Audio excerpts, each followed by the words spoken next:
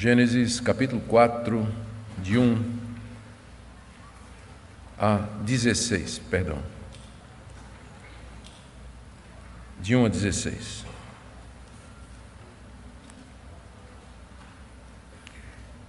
Ouçamos a leitura. Adão teve relações com Eva, sua mulher. Ela ficou grávida e deu à luz Caim. Então ela disse: adquiri um varão com o auxílio do Senhor. Depois deu à luz Abel, irmão de Caim. Abel foi pastor de ovelhas e Caim foi agricultor. Aconteceu que, ao fim de um tempo, Caim trouxe do fruto da terra uma oferta ao Senhor. Abel, por sua vez, trouxe das primícias do seu rebanho e da gordura deste.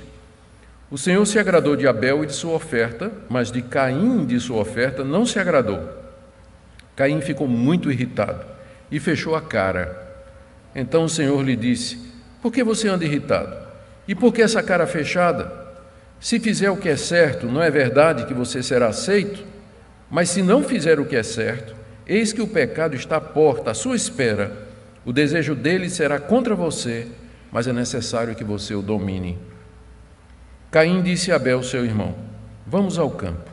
Estando eles no campo, Caim se levantou contra Abel, seu irmão, e o matou. O Senhor disse a Caim: onde está Abel, teu irmão? Ele respondeu: não sei, por acaso sou o guardador do meu irmão? E o Senhor disse: o que foi que você fez? A voz do sangue do seu irmão clama da terra a mim. E agora você é maldito sobre a terra, cuja boca se abriu para receber da sua mão o sangue do seu irmão. Quando você cultivar o solo, ele não lhe dará sua força.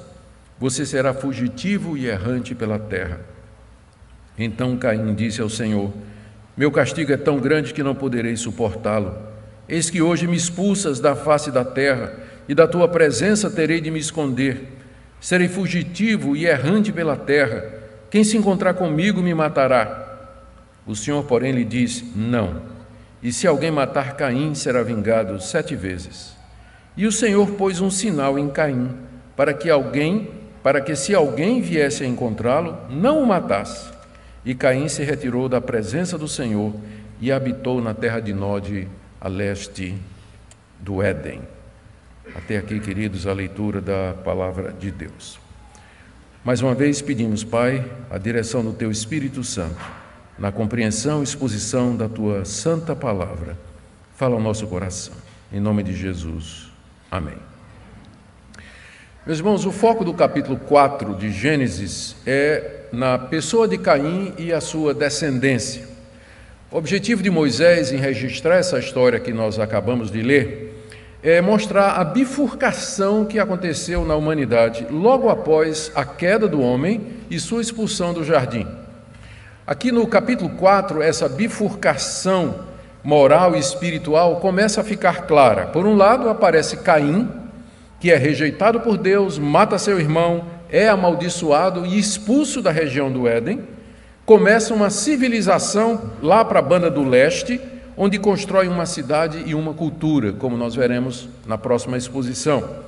A genealogia de Caim, que ocupa o resto do capítulo 4, é registrada e fica claro que na sua descendência o pecado já está em estágio avançado. Poligamia, vingança, morte, tudo isso na descendência de Caim, cuja história começa aqui.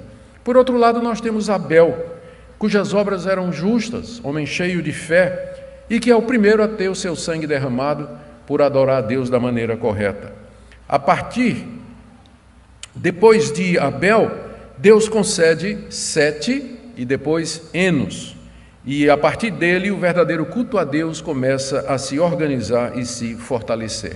Caim representa claramente a serpente, a descendência da serpente, mencionada lá em Gênesis 3,15, conforme vimos na mensagem anterior, quando Deus disse à serpente que viria um descendente da mulher, a descendência da mulher, que esmagaria a sua cabeça, enquanto que ela picaria o calcanhar. Isso porque Deus colocaria inimizade entre a descendência da mulher e a descendência da serpente. E essa inimizade começa a aparecer aqui, representada por Caim, que é o descendente da serpente, e Abel, que é o descendente da mulher, a linha piedosa daqueles que haveriam de servir a Deus. Hoje nós veremos a parte inicial do capítulo 4, que conta a tragédia envolvendo esses dois irmãos. São 4 incidentes narrados por Moisés aqui, que eu queria expor e que vocês acompanhem com a sua Bíblia em oração, porque nós temos muita coisa para cobrir aqui, muito assunto, muitos temas da mais alta relevância para a nossa fé. Primeiro, o nascimento de Caim e Abel, versos 1 e 2. Diz aí o verso 1, que Adão teve relações com Eva, a sua mulher. Literalmente no hebraico, Adão conheceu a Eva, sua mulher. Esse era o termo que era usado no Antigo Testamento para se referir às relações sexuais. E mostra que a Bíblia ela é muito cuidadosa na escolha de palavras. Ela procura não despertar a imaginação. Ela usa aquilo que a gente chama de eufemismos, com frequência. Então, ter relações sexuais, que a nossa tradução simplesmente traduziu assim, não é? Hoje em dia isso não é tanto, mas naquela época havia um certo recato com a linguagem, então usava-se o termo conhecer. Até porque é o que significa, é um conhecimento mais íntimo da pessoa. Então, Adão conheceu, teve relações com Eva, a sua mulher. Nós vamos chegar lá no capítulo 5, verso 4, onde está dito que Adão e Eva tiveram filhos e filhas. Filhos e filhas. Imagina que Adão viveu 930 anos, não é? Então, quantos filhos e filhas ele não teve?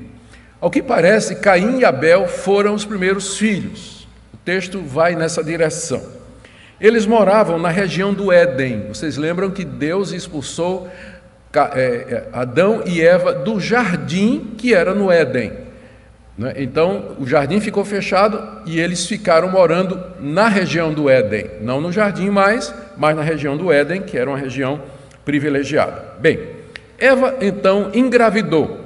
E ela deu à luz a Caim, certamente sentiu aqui aquilo que Deus disse, com dores darás à luz filho. Ela sentiu as dores, experimentou o sofrimento de trazer um filho ao mundo. E ao que parece, foi ela que deu nome à criança. Ela ficou grávida e deu à luz Caim. Então ela disse, adquiri um varão com o auxílio do Senhor. Caim, em hebraico, soa muito parecido com o verbo adquirir. Por isso que ela deu o nome dele de Caim, porque adquiriu um varão da parte do Senhor. Essa declaração de Eva expressa 3 coisas. Primeiro, a alegria dela de cumprir o seu papel de mãe. Lembra que Adão colocou o nome dela, de Eva, dizendo, você vai ser a mãe de todos os viventes? Então aqui Eva começa a cumprir o seu papel e ela está feliz com isso, que apesar do pecado, ela continua a cumprir esse papel que Deus lhe deu. A sua declaração também expressa a confiança, a esperança de que Caim poderia ser aquele descendente esperado. Porque no hebraico ela diz assim, adquiri um ish, um varão da parte do Senhor. E ficou claro do que vimos anteriormente, de que seria um homem, um descendente da mulher, que haveria de esmagar a cabeça da serpente.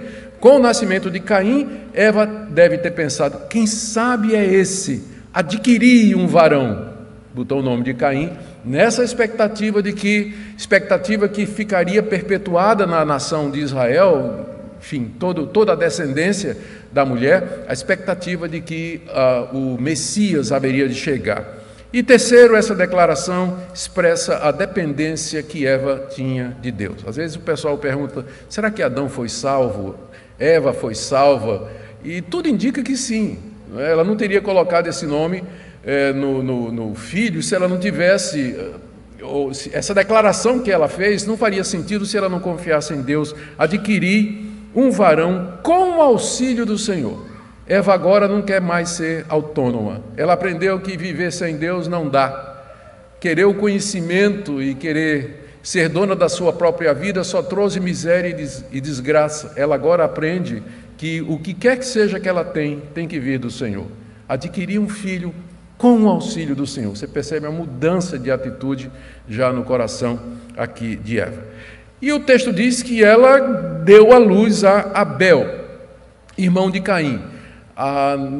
No original pode ser traduzido assim: e continuou e deu à luz a Abel. Daí o próprio João Calvino, interpretando esse texto, diz que os dois eram gêmeos. Acha que eles eram gêmeos.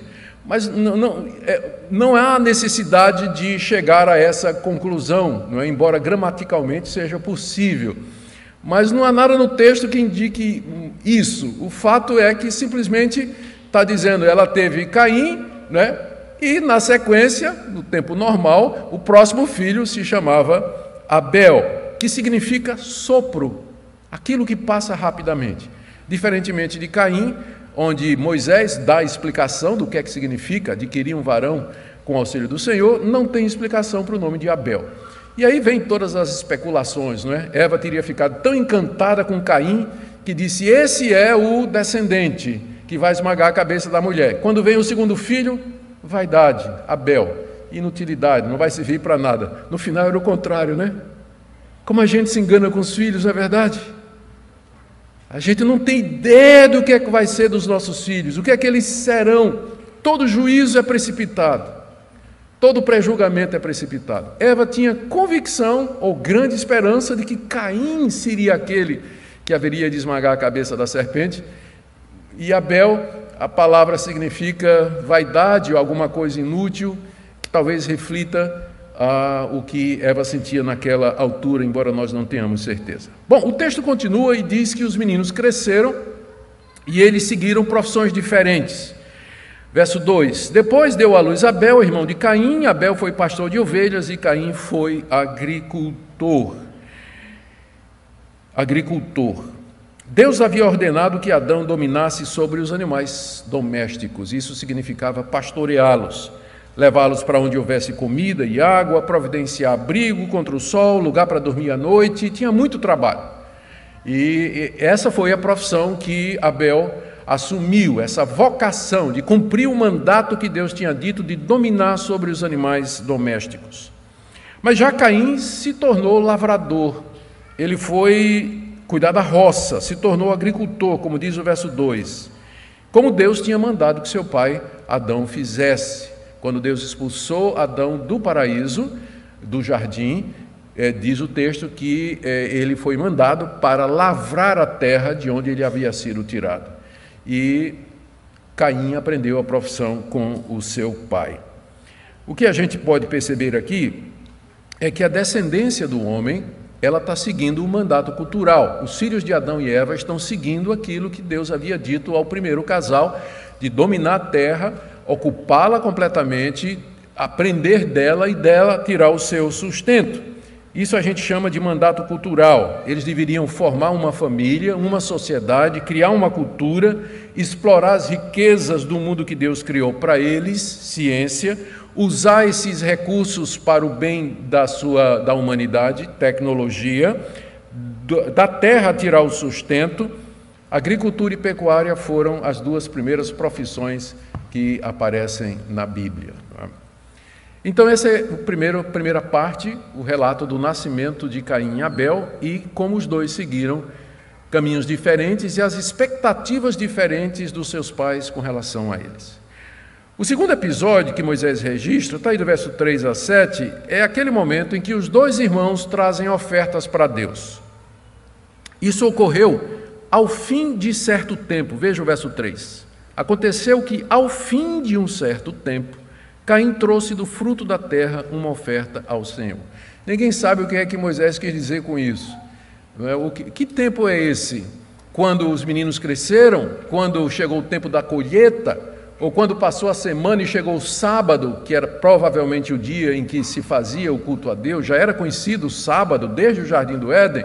Então ninguém sabe exatamente. O mais provável é que esse, ao fim de um certo tempo, se refere ao fato que depois que os rapazes cresceram e depois que eles foram instruídos por Adão sobre como agradar a Deus e como adorá-lo, porque eles não fizeram isso do nada. Eles devem ter aprendido isso com o seu pai, Adão, que por sua vez aprendeu com o próprio Deus. E aí então, no tempo certo, os dois irmãos trouxeram suas ofertas a Deus, provavelmente pela primeira vez. Num local designado para isso, na região do Éden. Muitas outras ofertas já tinham sido feitas por Adão, mas agora era a vez de Caim e Abel trazer as ofertas diante do Senhor. O alvo era obter o favor e a aceitação de Deus. Então Caim, diz aí o verso 3, trouxe uma oferta ao Senhor, tirada do fruto da terra, que era a área da sua ocupação, era o fruto do seu trabalho. Ele tinha aprendido com seu pai que o fruto da terra é uma dádiva de Deus. E aí ele traz uma parte de sua produção como oferta a Deus, ali naquele local reservado para isso. Talvez houvesse um altar de pedras, a gente não pode afirmar. Abel, por sua vez, e é possível traduzir com a alternativa, Caim trouxe frutos, mas Abel, é possível ter essa tradução, Abel, em contrapartida, trouxe como oferta os primogênitos das suas ovelhas, o melhor do seu rebanho, como diz aí o verso 4. Ele matou essas ovelhas e queimou a gordura delas ali naquele altar. Ele tinha aprendido que o derramar de sangue fazia parte do culto a Deus, porque o seu pai havia contado para ele o que Deus havia feito lá no jardim, quando imolou um animal para, com a pele do animal morto, pudesse cobrir a sua vergonha. Porque de que outra forma Abel, de onde ele teria tirado a ideia de matar animais para trazer como oferta a Deus? É o único episódio anterior que nos dá uma dica de onde ele tirou essa ideia. Exatamente da história que seu pai lhe contou do que tinha acontecido lá no jardim. E então Abel oferece pela fé aqueles animais imolados, fé nas promessas de Deus, fé que ele havia aprendido com seu pai. Muito tempo depois, quando Deus vai se revelar a Israel, ele vai estabelecer leis para o culto, que vai incluir exatamente o sacrifício dos melhores animais, a queima da gordura e também ofertas de cereais e do fruto da terra, como Caim trouxe. É uma prática que vinha desde o tempo de Adão. A reação de Deus ao culto dos dois irmãos começa aí no verso 4. Como é que Deus reagiu à oferta dos dois? Ambos trouxeram ofertas a Deus conforme haviam sido ensinados. Não há nada errado nisso, em Caim ter trazido o fruto da terra e Abel ter trazido o melhor das suas ovelhas, porque era a área em que eles trabalhavam, era o fruto do trabalho deles. Mas havia algo fundamentalmente diferente em suas ofertas, porque Deus se agradou de Abel e de sua oferta, mas de Caim, da sua oferta, ele não se agradou. Deus se agradou de Abel, final do verso 4. E como é que Abel soube disso? Como é que Caim viu isso? A resposta plausível é que, como nós vamos ver adiante, várias vezes acontecendo no Antigo Testamento, Deus fez descer fogo do céu e consumiu aqueles animais, aquele animal que estava sobre o altar, demonstrando assim a sua aprovação da oferta de Abel. E diz o texto, presta atenção no texto que isso é importante, que Deus aprovou não somente a pessoa de Abel, o que seria a sua intenção, a sua fé, sua sinceridade e seu amor. E aqui é importante lembrar que Jesus, lá em Mateus 23, verso 35, chama Abel de o justo Abel. Deus aceitou a pessoa de Abel, o justo Abel, mostrando que ele era um homem que andava nos caminhos de Deus, um homem que havia decidido não seguir no caminho do seu pai, um homem que escutou o que o seu pai tinha ensinado e resolveu seguir o caminho de Deus conforme ele sabia, ele era justo. Deus aprovou a pessoa de Abel, mas não somente a pessoa de Abel, final do verso 4, mas também a oferta que ele tinha trazido, os sacrifícios e sangrentos e gordura queimada do melhor do rebanho. E aqui começa o contraste, aqui começa a bifurcação. Deus não se agradou nem de Caim e nem da oferta que Caim tinha trazido. Não manifestou qualquer reação visível na aceitação, como, por exemplo, descer fogo do céu. Caim viu Abel trazer o sacrifício, o fogo desceu e consumiu. Caim disse, agora é minha vez. Ele trouxe o cesto de frutos, colocou no altar.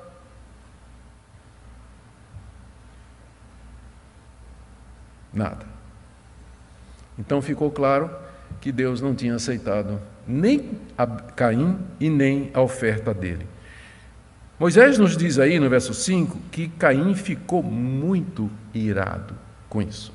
Quando ele percebeu que não havia sido aceito por Deus, ele ficou muito irado. E não só irado com Deus, ele ficou irado com seu irmão. Ele ficou, diz o texto, transtornado a ponto dele fechar a cara. No hebraico diz que o semblante dele descaiu. E a gente sabe quando uma pessoa está com raiva, é quando o semblante descai, né? A gente vê, né? Todas as linhas ficam para baixo. Tudo, sobrancelha, a linha da testa, a linha da boca, né? Fica tudo para baixo assim, os olhos, o semblante descai. E aqui a nossa tradução diz, por que você está carrancudo, né? Que expressa muito bem o que aconteceu, qual foi a reação de Caim. Afinal, ele era o mais velho. Afinal, sua mãe tinha colocado o nome dele que expressava a esperança messiânica. Ele deveria ter sido aceito. O coração de Caim, entretanto, já era inclinado ao mal e agora começa a se encher de ódio contra Deus e contra o seu irmão.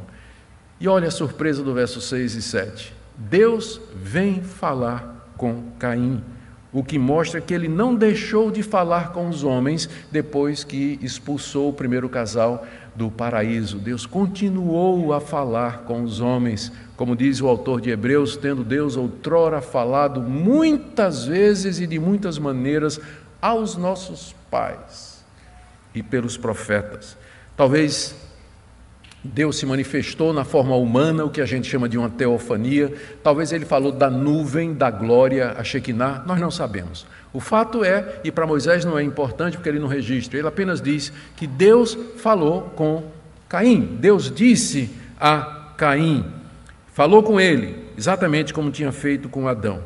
E ele faz, como tinha feito com Adão, duas perguntas retóricas. Por que você está irritado? Segundo, por que sua cara está fechada e carrancuda?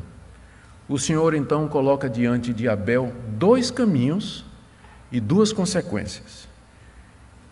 Primeiro, se você fizer o que é certo, Caim, você será aceito por mim como eu aceitei Abel. Está aí o verso 7. Se fizer o que é certo, não é verdade que você será aceito? Se ele tivesse trazido os primeiros e melhores frutos da sua colheita, como Abel trouxe os primeiros e melhores animais do seu rebanho, Deus teria aceitado. Era nisso em que ele havia procedido mal, cultuar a Deus como queria. É interessante que Judas, o livro que está coladinho lá em Apocalipse, o penúltimo livro da Bíblia, ele se refere a Caim como sendo o patrono das falsas religiões. Se referindo aos falsos mestres que ele ataca na sua carta, Judas, ele diz que esses falsos mestres seguiram o caminho de Caim. Qual foi o caminho de Caim? E qual a relação com os falsos mestres? Caim foi o primeiro a inventar uma religião, uma maneira de cultuar a Deus que Deus não tinha ensinado. Ele devia ter aprendido do seu pai, o que seu pai ensinou, que nós temos que dar o melhor, como Abel fez. Abel não só trouxe ovelha para matar, mas ele trouxe as primícias do seu rebanho. Essa é a diferença que há entre os dois textos, porque não estava errado trazer fruto, porque algumas pessoas acham que o problema foi esse, que ele trouxe fruto, quando devia trazer só sangue. Não! No Antigo Testamento havia inclusive oferta de cereais, oferta do fruto da terra, era oferta de gratidão, enquanto que a oferta de animais era o holocausto, que era queimado no altar. O problema não era o que foi trazido, o problema é a qualidade do que foi trazido. Abel trouxe o melhor do seu rebanho, mas diz aqui que Caim tomou o fruto da terra, colocou numa cesta o que ele achou e levou. Se você fizer o que é certo, você não vai ser aceito por mim?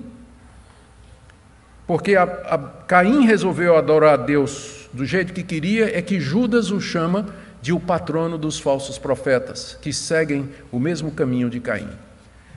Segundo, quando Deus diz assim, se você fizer o que é certo, você não será aceito, quer dizer, se você emendar os seus caminhos maus, eu aceitarei as suas ofertas como aceitei do seu irmão Abel, que é justo. Aquele momento ali, em que Abel traz em que Caim traz aquele tipo de oferta, é a consumação de uma vida que já andava errada. O apóstolo João, escrevendo na sua primeira carta, capítulo 3, verso 2, diz que Caim matou Abel porque as suas obras eram más e as obras do seu irmão eram justas. E diz ainda que Caim era do maligno. Agora você pode entender por que Deus não aceitou Caim. Não foi só porque ele trouxe a oferta da forma errada, mas Caim já vivia uma vida com obras más, e ele já estava debaixo da influência da serpente, do querubim amaldiçoado, rebelde, que tinha feito os seus pais pecar, e que continuava na região do Éden, espreitando, esperando alguém para dar continuidade à sua obra de destruição. Deus diz aqui no verso 7 ainda para Caim: se você fizer o que é certo, não é verdade que será aceito? E aqui vem a segunda opção. Mas se não fizer o que é certo, se você não se arrepender, se você não mudar a sua atitude, se você não abandonar esse ódio que está no seu coração contra mim e contra seu irmão, se você não fizer o que é certo, eis que o pecado está à porta à sua espera. O pecado que já está no seu coração, ele está do lado de fora, como alguém que está batendo na porta e esperando. Essa figura aqui. O verbo que é usado aqui para esperar é usado às vezes na língua hebraica para um animal feroz que está no seu covil, todo armado, acuado, esperando a oportunidade de atacar qualquer pessoa que passe. Será que é uma referência à serpente? O pecado está à porta, como um animal de espreita, só esperando você dar chance. Mas a você cumpre dominar Caim. Final do verso 7. É certo que o pecado está à porta, à sua espera. O desejo dele será contra você. É isso que ele quer. O desejo, a intenção do pecado, é a primeira vez que a palavra pecado aparece no texto hebraico, né? E aqui é personificado como se fosse um animal à espreita. O pecado está esperando na porta para dominar você. O desejo dele é dominar você, mas é necessário que você o domine, Caim. Não deixe essa ira do seu coração virar em desejos assassinos. Não deixe que a mágoa contra o seu irmão, a mágoa contra Deus se desenvolva em algo pior. O pecado está à porta, está só esperando uma oportunidade. Que exortação atual, não é verdade? Grandes pecados, eles sempre têm pequenos começos. Adultérios começam com simples olhada para mulheres onde você não devia pôr o rosto, ou em homens onde você nunca devia colocar seus olhos. Adultérios começam com pequenas coisas. A pessoa que é corrupta, desonesta, ela começou na escola roubando o lápis do coleguinha. O pecado está à porta, à espreita, mas cumpre que você o domine, porque senão ele vai entrar e vai se apossar de você. Se Caim não fizesse o que era certo, tudo isso haveria de vir. E do verso 8 a 10, que é a terceira parte do texto, nós temos mais uma para terminar, a gente vê com tristeza a escolha de Caim. Exatamente, a história se repete. A história de Caim é a história de Adão e Eva. Muito parecido. Escolha, consequências, não obedecer a Deus, escolhas erradas, expulsão do paraíso, como Caim vai ser expulso da região do Éden. Para mostrar o quê? Como o pecado se alastrou pela descendência de Adão. E a história de Adão e Eva é a nossa, a história de Caim e Abel é a nossa. Até que viesse o descendente da mulher, para que pudesse nos livrar da inclinação do nosso coração. De 8 a 10 a gente vê horrorizado que Caim optou por não ouvir a voz de Deus e ele mata seu irmão. A advertência de Deus não foi recebida por Caim. Aqui nós vemos a natureza que ele herdou dos seus pais, o pecado que ele herdou dos seus pais, se manifestando de maneira clara. Ele endureceu o coração, apesar da advertência bondosa de Deus. Ele endureceu o seu coração, não ouviu a voz do Senhor, e aquilo que era uma mágoa, um ciúme, agora tornou-se uma intenção homicida. Ele decidiu no seu coração que ele haveria de matar o seu irmão. E aqui o querubim amaldiçoado, a maldita serpente, planeja destruir a descendência da mulher, Abel. No verso 8, nós lemos, então, Caim disse a Abel, seu irmão, vamos ao campo. Porque, lembrem, eles não estavam sós, não é? A gente às vezes lê esse texto e pensa que só tinha os dois. Se tivesse os dois, por que dizer vamos para o campo? Num local isolado, longe, onde ninguém vai ver o que vai acontecer, não é? Então, claro, quando isso aconteceu, já havia muita gente na terra, vou tocar nisso daqui a pouco. Então, vamos para o campo. Vamos para o campo. Veja que Caim procede aqui com malícia, ele premeditou a morte de Abel. Não foi alguma coisa que ele fez assim, de supetão, no momento de ira, mas ele planejou como mataria o seu irmão. Iludiu o irmão, levou para o campo, movido de invejas e ciúmes contra ele, debaixo da influência de Satanás, a quem ele pertencia, e usando de disfarçatez e malícia, diz para o seu irmão, deixa eu te mostrar lá a minha lavoura, minha roça deu uns frutos bonitos, vamos lá no campo, eu quero te mostrar alguma coisa. E Abel de nada desconfia. O santo Abel, o justo Abel, temente a Deus, de nada desconfia. Como poderia desconfiar? Ele não fez intencionalmente, ele não queria provocar isso no seu irmão, não era a intenção dele. O que ele fez foi para servir a Deus. Mas às vezes acontece que as nossas melhores boas intenções, elas são interpretadas de uma maneira odiosa por aqueles que têm inveja, por aqueles que têm ciúmes e por aqueles que eles mesmos não têm comunhão com Deus. E é o que aconteceu aqui. Abel de nada desconfiou. E aí, a sós no campo, longe da vista de todos, o texto diz que Caim se levantou contra seu irmão e o matou. Feriu Abel a ponto do seu sangue ser derramado na terra. Talvez com um pedaço de madeira, talvez com alguma coisa cortante, talvez com uma pedra na cabeça. O fato é que derramou o sangue de Abel, o matou de forma sangrenta. E aqui nós temos o primeiro homicídio da história humana, que na verdade foi um fratricídio. Aqui fica claro como o pecado havia se espalhado de Adão e Eva e atingiu a sua descendência, e é a primeira manifestação concreta desse conflito entre os descendentes da serpente e os descendentes da mulher. Verso 9 e 10 mostra o nosso surpreendente Deus. Lá vem Deus de novo procurar Caim. Se você fosse Deus, ou se eu fosse Deus, a gente tinha já mandado descer fogo do céu, não para consumir o sacrifício de Caim, mas para consumir Caim. Mas o nosso Deus, lá vem ele de novo. Lá vem ele de novo. Amor que não deixa ir embora o pecador, que não desiste do pecador. Lá vem ele atrás de Caim. E de novo duas perguntas, ambas retóricas, visando despertar Caim para a gravidade do que ele tinha feito. A primeira está aí no verso 9.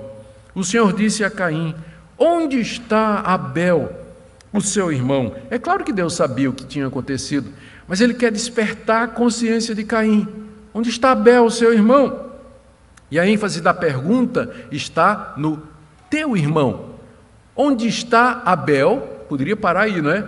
E Deus acrescenta, teu irmão. Como que dizendo, perceba o que você fez, você matou, não foi qualquer outra pessoa, você matou o seu próprio irmão. Onde está Abel, o teu irmão? E a resposta hipócrita e sarcástica de Caim revela o estado de pecado avançado no seu coração. Na verdade, é uma resposta mais dura do que aquela que Adão e Eva deram a Deus, quando Deus veio fazendo a mesma pergunta. Foi o que vocês fizeram. Aqui você não vê consciência de pecado, aqui você não vê quebrantamento, o que você vê é uma mentira deslavada. Não sei. Deus perguntou, onde está Abel, teu irmão? Não sei. E aí então vem o sarcasmo que coloca a culpa em Deus. O senhor devia perguntar a quem o senhor colocou como responsável, guarda ou tutor de Abel. Que eu me lembre, o senhor nunca me colocou como responsável pelo meu irmão, não. Por que o senhor não pergunta à pessoa que o senhor deixou para guardar Abel? Ele deve saber, não tem a menor ideia. Você percebe a hipocrisia, você percebe o sarcasmo, você percebe a invertida, querendo responsabilizar Deus. O senhor não cuidou direito de Abel? Por que o senhor vem perguntar a mim? Era o senhor que devia cuidar dele. E o senhor vem colocar isso sobre mim? A hipocrisia e a ironia do coração desse homem de Caim. A segunda pergunta, então, do verso 10, já revela o ultraje de Deus. E o Senhor disse: o que foi que você fez? Dá para quase ouvir, não é? O tom de ultraje aqui nessa palavra de Deus. O que é que você fez? Eu vi o que você fez com seu irmão no campo, e o sangue dele que você derramou na terra.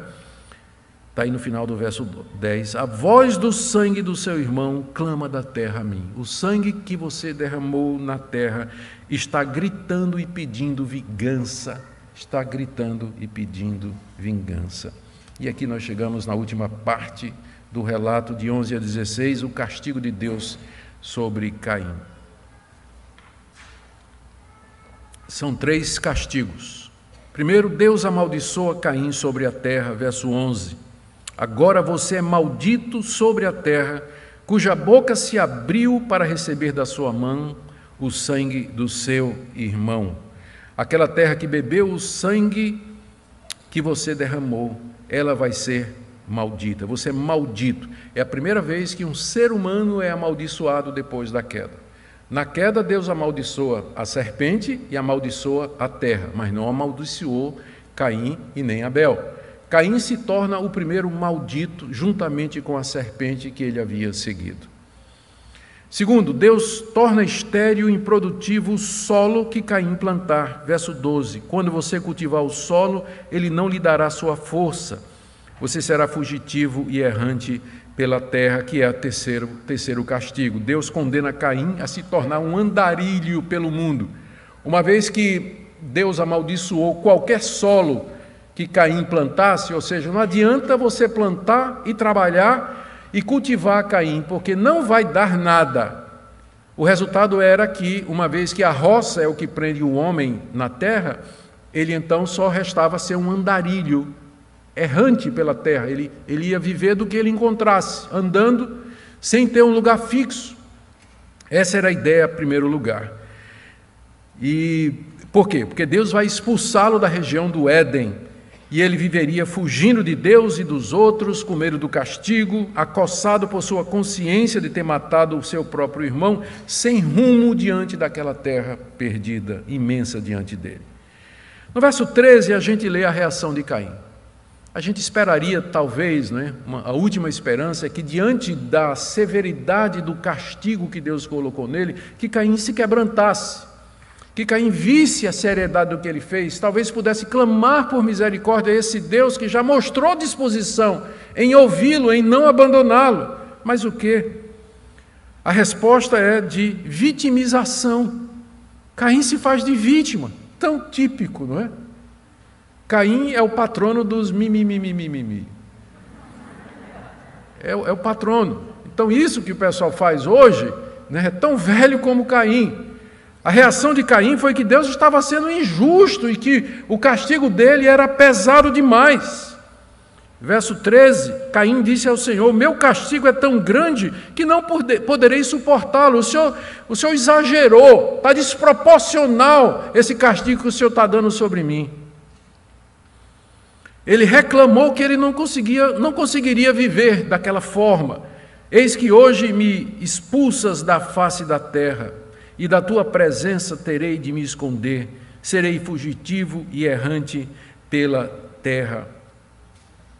Aqui ele reclama da expulsão da presença de Deus. Ele seria expulso por Deus daquela região do Éden, onde o clã de Adão havia se instalado, onde se oferecia sacrifícios a Deus e onde ofertas a Deus e onde a verdadeira religião estava sendo ensinada. Agora Deus estava expulsando, primeiro já tinha expulsado Adão do paraíso, do jardim que estava no Éden.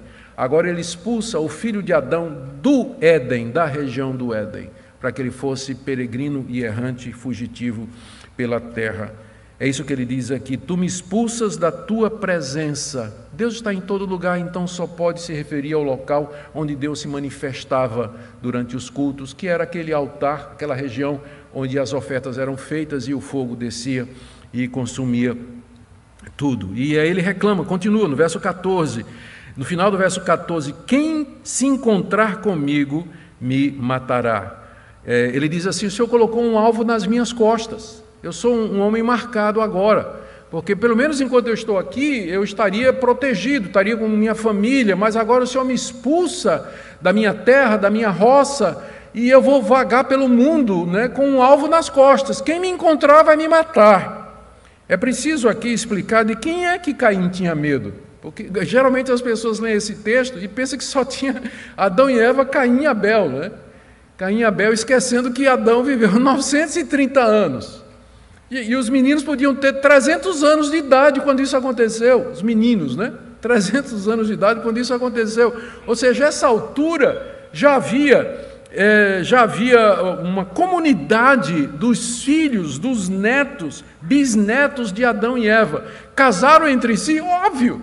De que outra maneira poderia se propagar o primeiro casal? Né? De que maneira eles se espalhariam pela terra se não tivesse casamento consanguíneo no começo?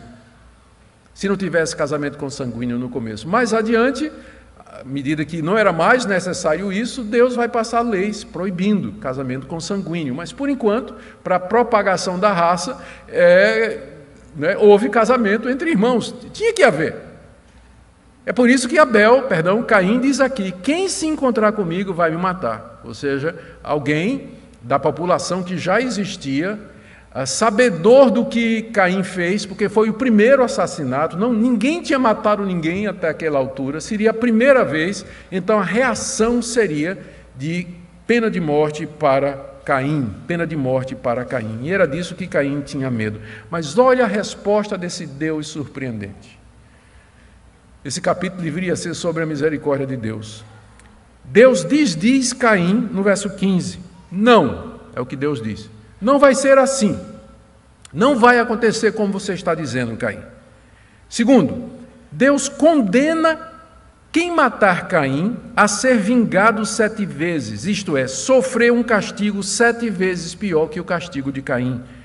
Como ele diz aqui no verso 15, se alguém matar Caim, será vingado 7 vezes. Quer dizer, ele vai sofrer 7 vezes mais do que esse castigo que eu estou dando a Caim. E aí, em seguida, Deus coloca um sinal em Caim para evitar que ele fosse morto por alguém.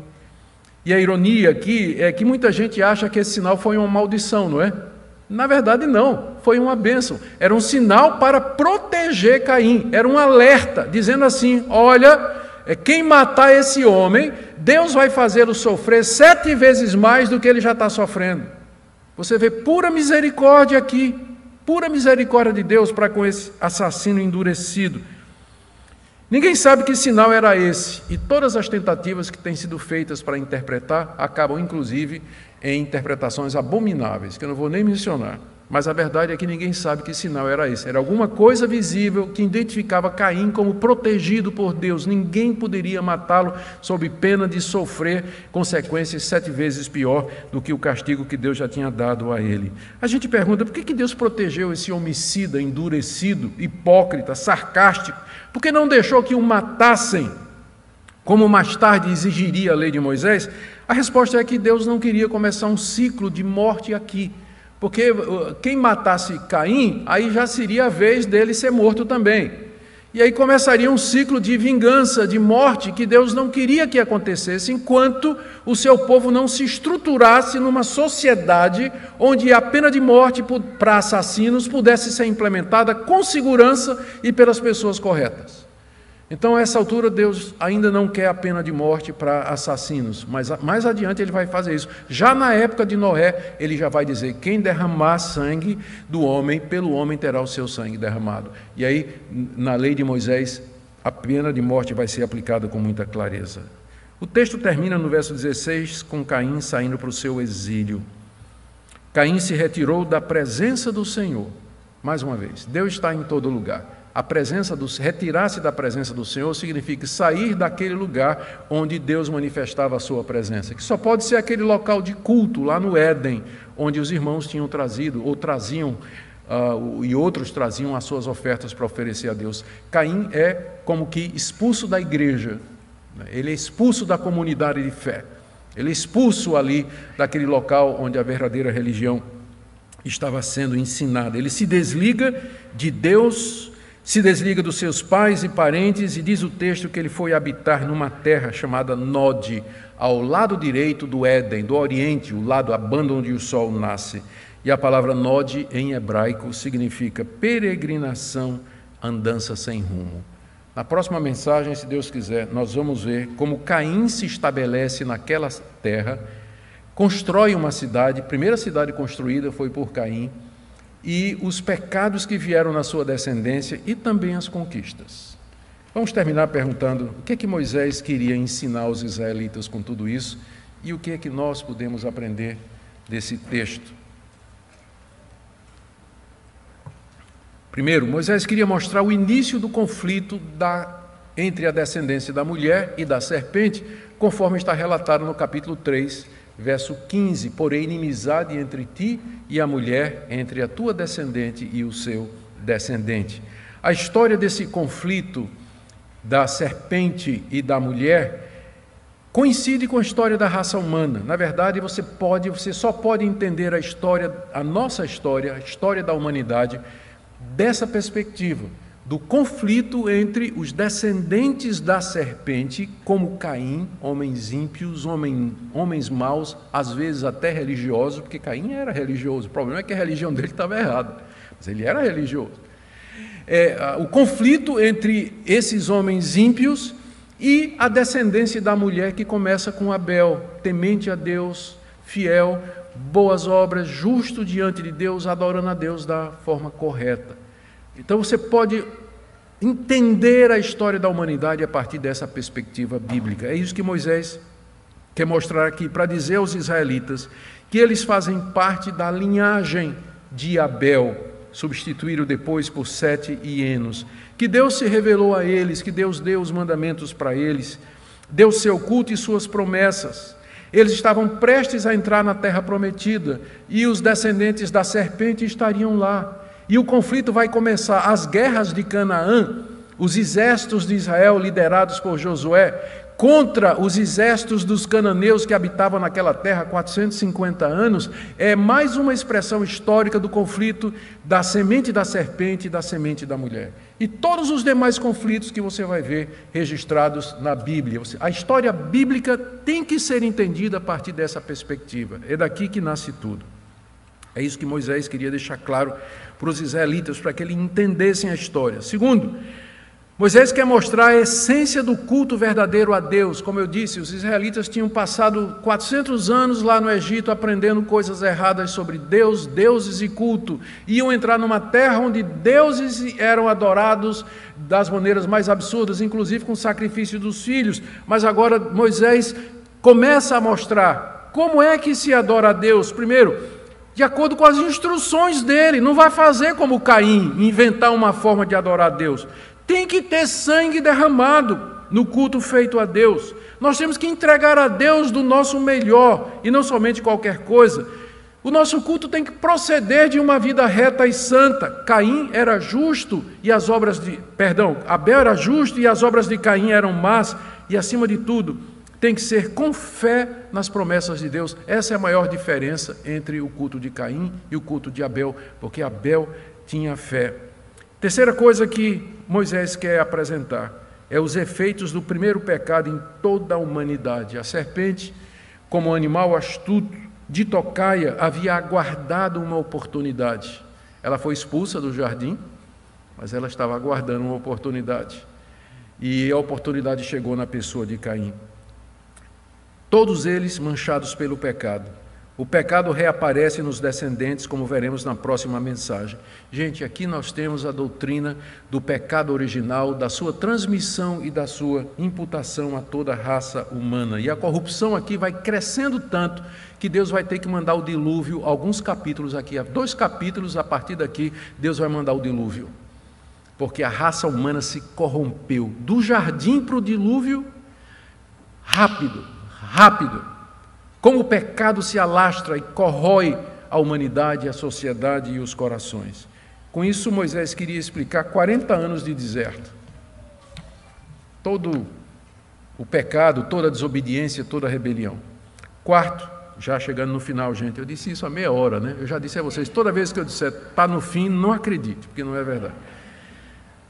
A responsabilidade do homem por seus pecados e pelo estado de miséria que se encontra. Sabe o que é que salta à vista, aos olhos, o texto?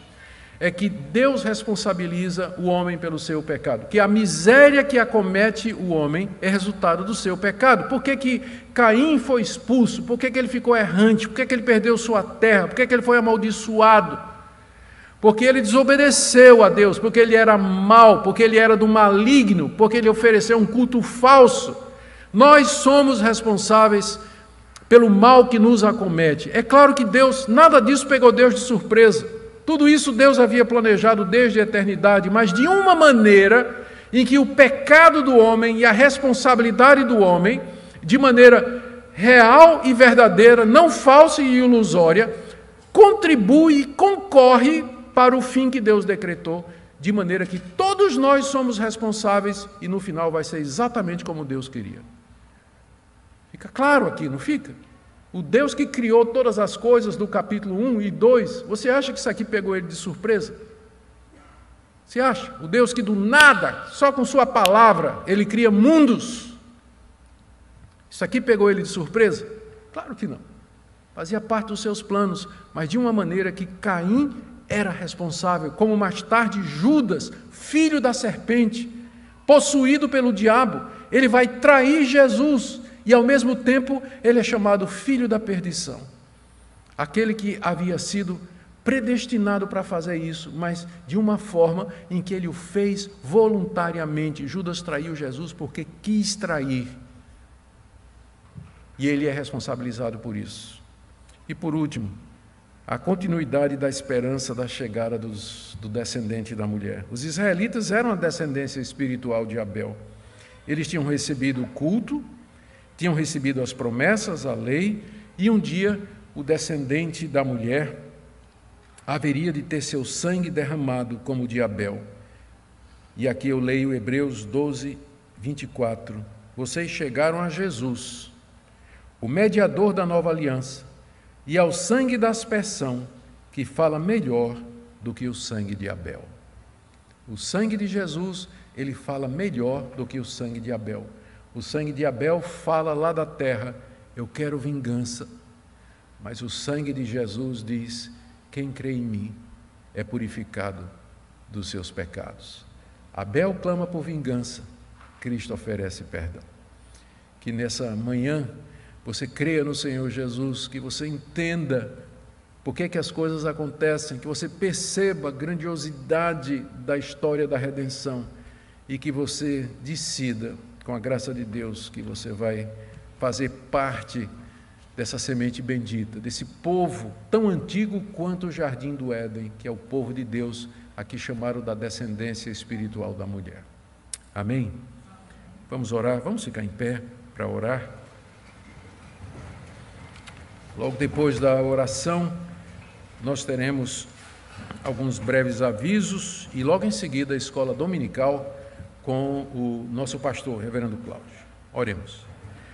Ó Deus, que Tua palavra fale ao nosso coração, que nós aprendamos, ó Deus, a entender a história, a ler a história da perspectiva bíblica, e não simplesmente de guerra de nações, busca de interesses materiais, de líderes poderosos, teorias da conspiração. Nos ajuda a ver o que é que está por detrás da tessitura da história, o que é que está por detrás dos fatos, que é esse conflito secular, entre Satanás e seus anjos e o teu povo, os eleitos, a tua igreja. Nos ajuda a ver isso. Abre os nossos olhos para que nós vejamos o sentido da vida, de onde viemos, o que somos e para onde vamos. Abençoa esse povo querido que está aqui nessa manhã, dá-lhes tua graça e misericórdia.